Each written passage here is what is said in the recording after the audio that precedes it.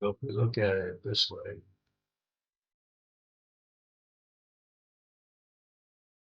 we down it. So just enough,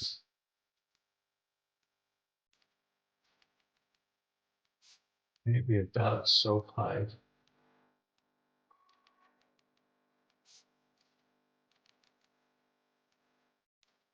So we can get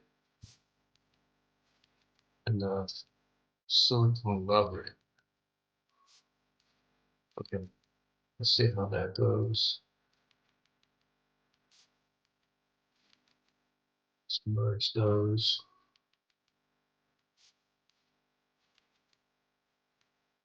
You can see I have a little bit left over there, so let's back that off a little bit. Lighter.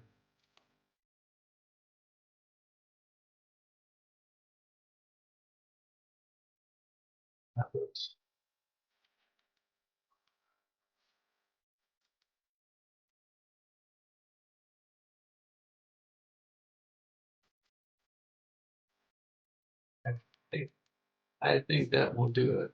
So I'm going to go ahead and resave that and start the print over again. So stay tuned.